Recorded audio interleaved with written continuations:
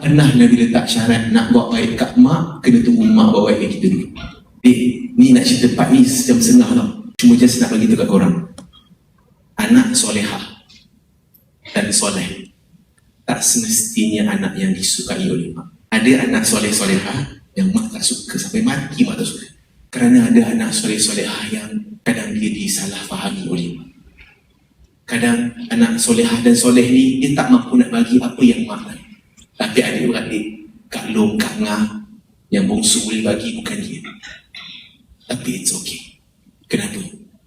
Kerana di alam seterusnya, yakni alam barzakh, mungkin kita bukan anak yang jadi favourite dekat dunia, tapi ketika di barzakh, mak akan realise, dah, anak kedua aku ni lah yang setiap malam hantar Yasin kat aku.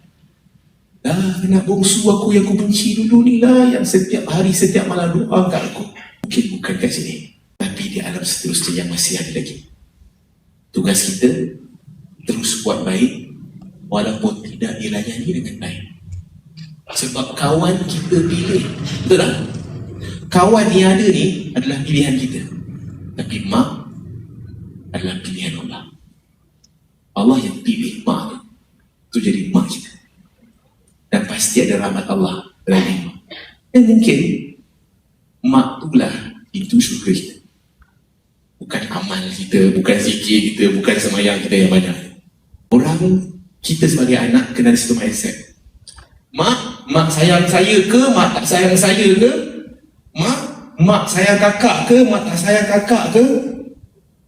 Kakak tetap sayang. Mak tak suka saya, tak apa, tapi saya sayang mak. Dan kerana Allah saya sayang. Anak derhaka bukan dilabelkan oleh seorang ibu. Anak derhaka label dia datang daripada Allah. Walaupun seorang ibu sebut kau anak derhaka, tapi di sisi Allah kita bukan anak derhaka. Maka kita bukan tergolong dalam golongan anak-anak yang derhaka.